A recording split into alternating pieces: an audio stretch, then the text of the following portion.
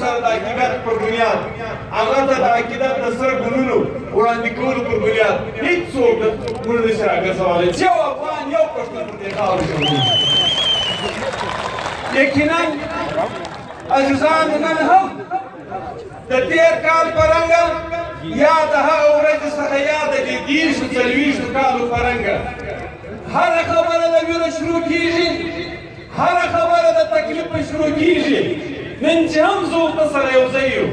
په دې ملک یو مسله روانه ده په دې ملک کې یو کرنټ ایشو مخته راغلی دی زموږ او ستاسو د خاورې بچی طاهر داوړ پرون خاورو ته وسپارل شو څنګه مړ شو څنګه شهید شو په دې خاورې کول غواړي موږ ولیدل د پرون دسته زموږ وزیر داخله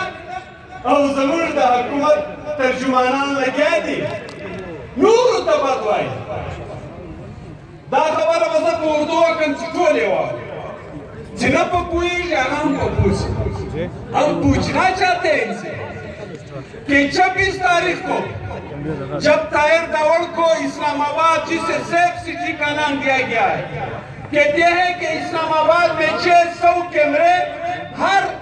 چیز کی نقل و حرکت دیکھنے کے لیے لگائے گئے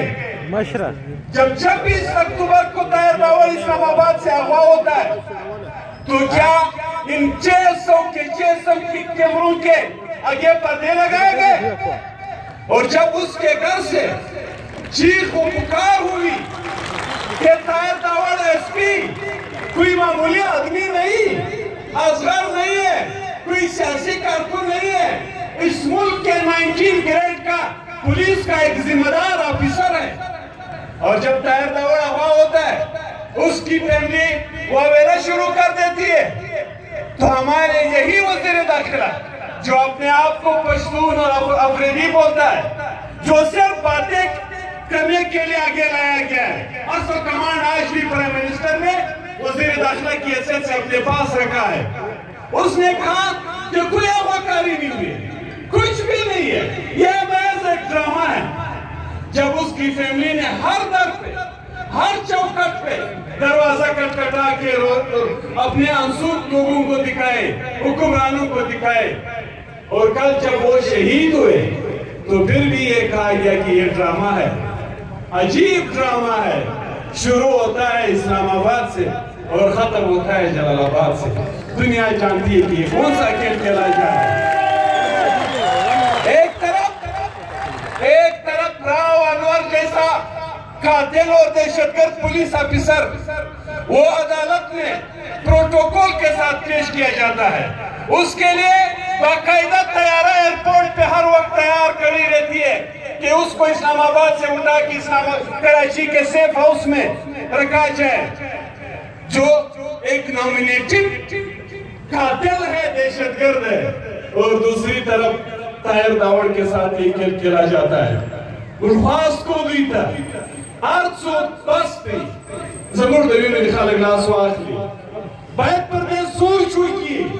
باید پر دے فکر ہوئی دا بچنگ سلسلہی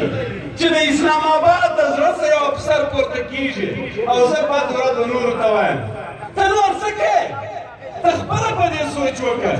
چی دا کار دا ماسر بدا شکل ولی وسو او سر داوائن کچیر دا سلسلے روانی لکه څنګه چې درننه د وطن د هره کونجه د هره کوره د هرې زنانه د هر ځوان د هر ماشوم پر ژبه باندې یو داسې چغه او بوله راغلې ده تاسو وګورئ نن د هرې خوا جلوسونه را روان دي په یو شکل او په بل شکل د یو قوم او د بل قوم چې زما نازولي ورک دي زما نازولي شهیدان سوي دي دا سلسله که دغسې روانه پاتې شي د دې به څه انجام په زور پښتانه کلي نه کېږي او نه په زور باید خلک د مړو سره کلي وکړي موږ وایو چې زما کاروبار ختمیږي دلته چیف جسٹس راپورته سوی دی میں پھر یہ بات اردو میں کہنا چاہتا ہوں ہم نے کبھی ڈیم کی مخالفت نہیں کی ہے آج ایک ڈرامہ رچایا جا رہا ہے ڈیم فنڈ کے نام سے اور اس فنڈ کے بنیاد پر جس ڈیم की तरफ इन लोगों के इरादे हैं, फिर वो हमारे मौत और हमारी बर्बादी का एक प्रोजेक्ट है। एक ऐसा डैम जिसको इस मुल्क की 3 इकाइयों ने मुसलसल 3 मरतबा रिजेक्ट किया है मुत्तफिका करारदादों के जरिए से। आज वो चीफ जस्टिस इस डैम फंडिंग की आड़ में उस डैम को बनाने का तय कर बैठे हैं। हम उसको बता देना चाहते हैं, अगर वैसे आपको खुदा न खास्ता इस धरती से कोई दुश्मनी है तो ये दुश्मनी किसी और तरीके से निभा ले। कम से कम हमारी लाशों और हमारे डबों मरने के मंसूबों के जरिए से न बनाए। और एक बात वाज़ेह है, बरमना हम कहते हैं, अगर इस पे खुदा न खास्ता हम पे कुछ भी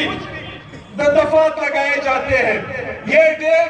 इस डैम के मुखालिफत में सबसे पहले आवाज बादशाह खान ने बुलंद की थी और वली खान ने कहा था कि तुम बना लोगे और हम एक चीज से उसको उड़ा लेंगे। और आज भी असफानी और वली खान हर तरफ ये ऐलान करते चले जाते हैं कि किसी का बाप ये डैम नहीं बना सकता है। हम तरक्की के मुखालिफ नहीं है, लेकिन कम अज कम ऐसी तरक्की जिसमें हमारी कल की जिंदगी महफूज नहीं है, ये तरक्की न हमें कबूल थी न कबूल है और न इसको हम कबूल करेंगे।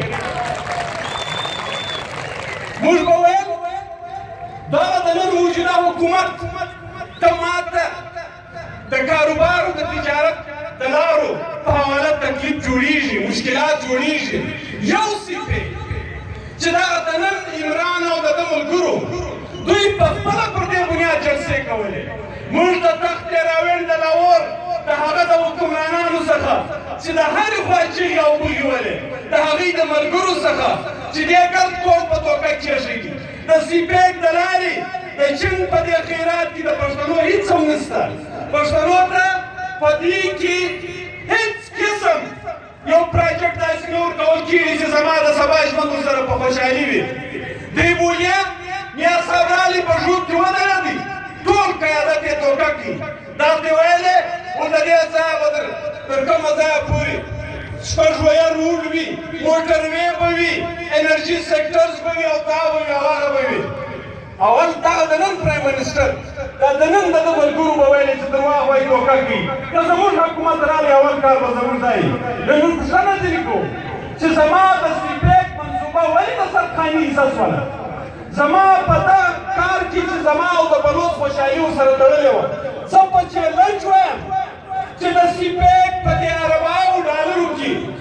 सिवाय द गवादर से मरकज दिनोर द बलोच और द पश्तून बली की द यमे खुश बराबर द तरक्की दुनिया द शोर सोई और तनन बखबर दावा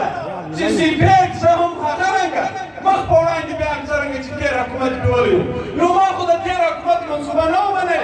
तक पछिया के पास भी तरीका रखले ता खुन तो पर्सनो मैंडेट उन ला सकड़ी थी नो आरका साद पार खुन कवल आजमी ची समाज सबा खुशाली क्यों सर तड़ली औ कसब मरम से खुश बसेम कुछ पर बसेम औ तरक्की और खुशाली मंसूबे बदनूरी बल खबर दा मुझ हर वक्त करे मैंने हम कमादा रेडियर पे ईमानदारी को ना बब्या को अभी जब हम अफगानिस्तान अपने शोधा के फाते पे गए थे, खुदा गवाह कि मैंने किसी भी अफगान के जबान से इस धरती के दुश्मनी की बात नहीं सुनी। अलबत्ता उजरत में, अलबत्ता दरख्वास्त में ये बात हर एक की जबान पर थी कि खुदा हमारी सरजमीन पर ये खूनी के खत्म होना चाहिए। सनम दावा चरासी मकवी दबार दखले कस्ता सुदा ख्याल भी